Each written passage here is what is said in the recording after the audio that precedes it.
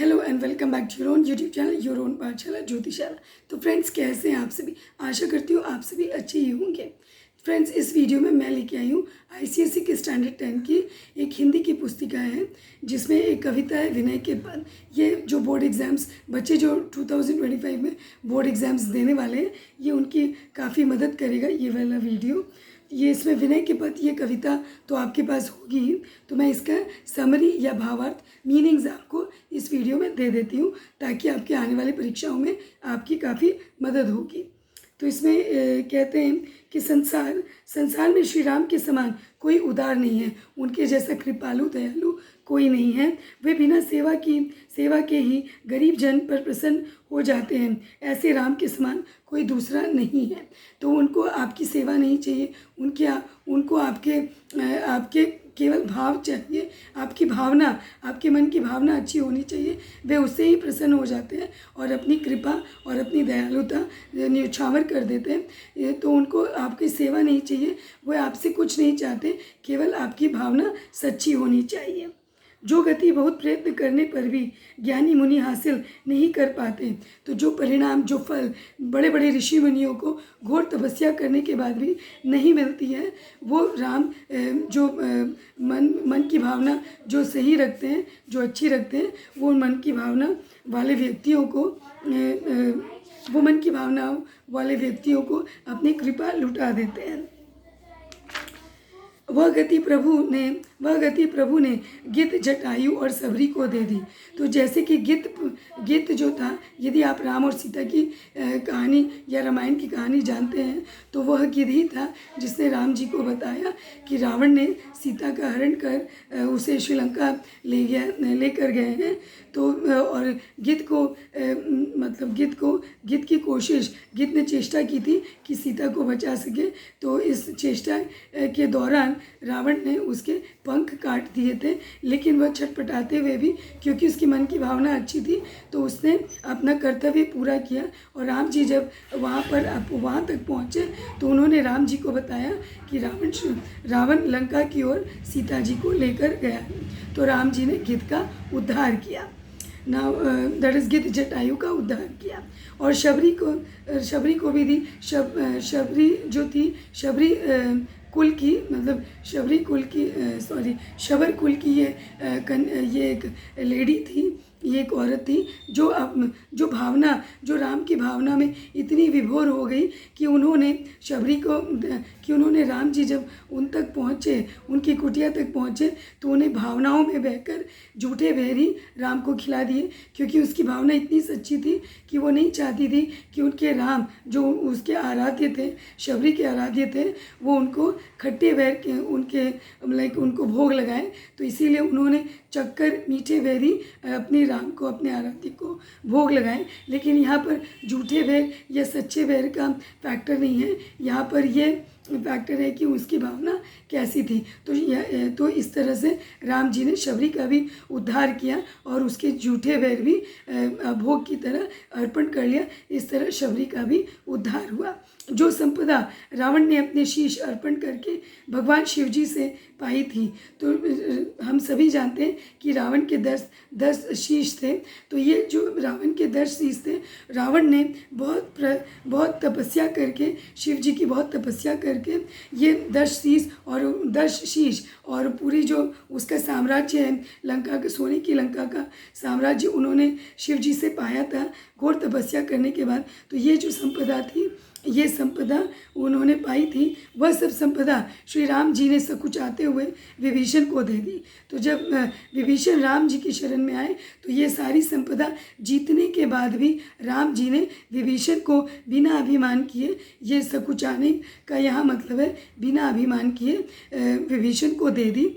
तो ये भी बहुत बड़ी बात है राम जी की ओर से, कि वे चाहते तो लंका की संपत्ति खुद भी रख सकते थे, लेकिन क्योंकि विभीषण उनकी शरण में गए थे, तो इसीलिए उन्होंने पूरे साम्राज्य को, रावण का भाई विभीषण था, तो बिना कुछ सोचे समझे, बिना सेकंड थॉट दिए, बिना दूसरी बार विचार किए, उन्हें बिना अभिमान के ही विभीषण को यूँ ही दे दी। तो इतनी बड़ी राम जी की कृपा थी कि जब रावण को 10 शीश अपने अर्पण करने पड़े शिव जी के ऊपर, और पूरी लंका उन्होंने बहुत मुश्किल से तपस्या करके शिव जी से पाई थी, तो वो यूं ही विभीषण को यूं ही मिल गई राम जी की कृपा से। तुलसी जी कहते हैं कि ये मेरे मन यदि तू सब प्रकार से अपना सुख चाहता है तो राम का भजन कर, वह कृष्ण के। तो वो तुलसीदास जी कहते हैं सभी पाठकों को भी कहते हैं कि यदि हम सब चाहते हैं कि हमारे ऊपर भी राम जी की कृपा हो तो हमें राम का भजन करना चाहिए, हमारी भावनाएं अच्छी और शुद्ध रखनी चाहिए। वह कृष्ण के समान है, तेरे सारे काम पूरे करेंगे। तो राम जी कृष्ण के समान हैं, जैसे कृष्ण जी जगत के जगन्नाथ हैं और हर किसी पर कृपा लुटाते हैं, उसी तरह से राम जी भी हर किसी पर कृपा करेंगे। बस इतना होना चाहिए कि हमारे मन की भावना अच्छी और सच्ची होनी चाहिए। जिसके हृदय में सीताराम जी के प्रति प्रेम नहीं है उसे करोड़ों दुश्मनों के समान जानकर छोड़ देना चाहिए।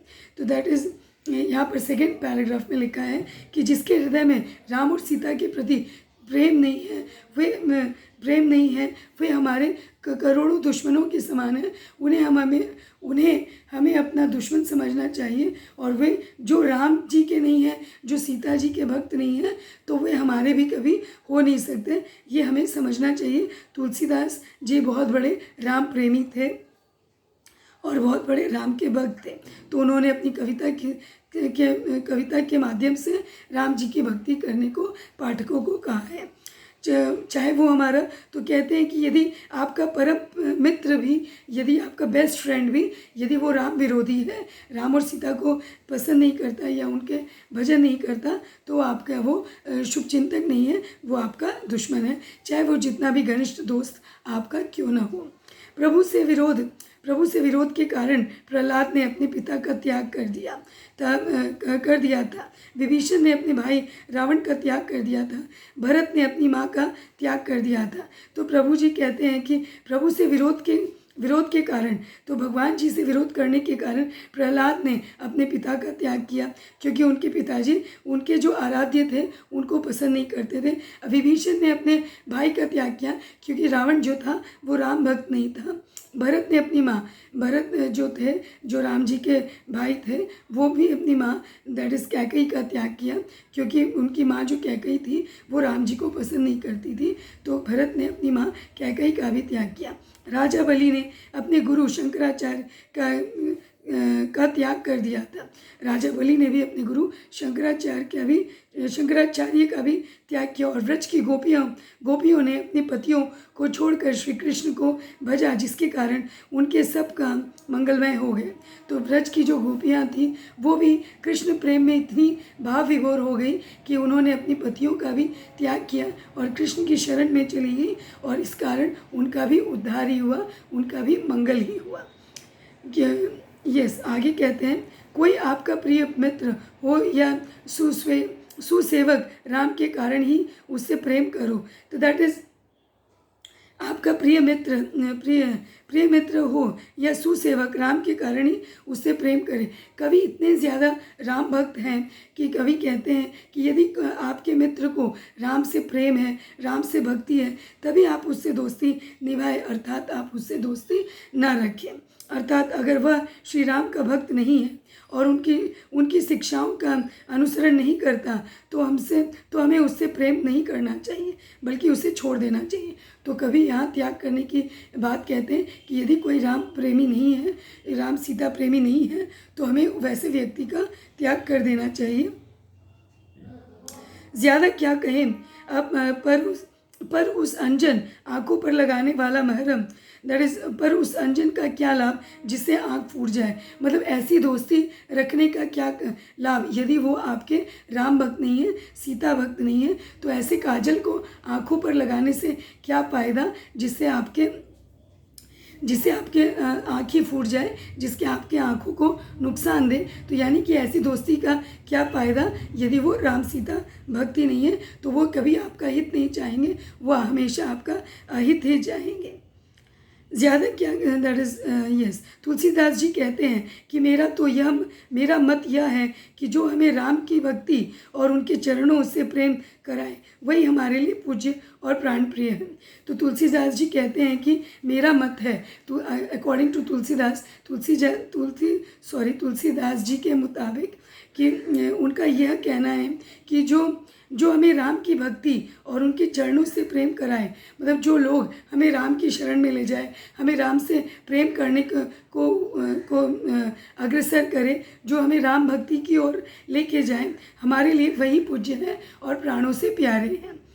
प्राणों से प्यारे, वही हमारे लिए कल्याणकारी भी है, वही केवल हमारा हित सोचते हैं और हमारे लिए लाभकारी भी हैं। तो ओवरऑल इस कविता में जो तुलसीदास जी हैं वो कहते हैं कि हमें राम भक्त होना चाहिए, राम और सीता भक्त होना चाहिए, और जो राम और सीता भक्त नहीं है वो हमारे बहुत बड़े दुश्मन हैं, वो हमारा अहित चाहते हैं, और हमें राम की ओर लेकर जाए, अग्रसर करे राम भक्ति की ओर, वही हमारे हितकारी हैं, हमारा अच्छा सोचते हैं। Yes friends, I'll stop the video here. I hope you would like the video, and do comment me in the comment section what kind of videos would you like me to upload, so that I can upload the next videos of your interest. Yes, and you can say along with me, क्योंकि पढ़ेगा India तभी तो बढ़ेगा India. And to like and share with your friends if you do like it, and see you in the next video. Till then, thank you and bye, and do study for your exams. Bye.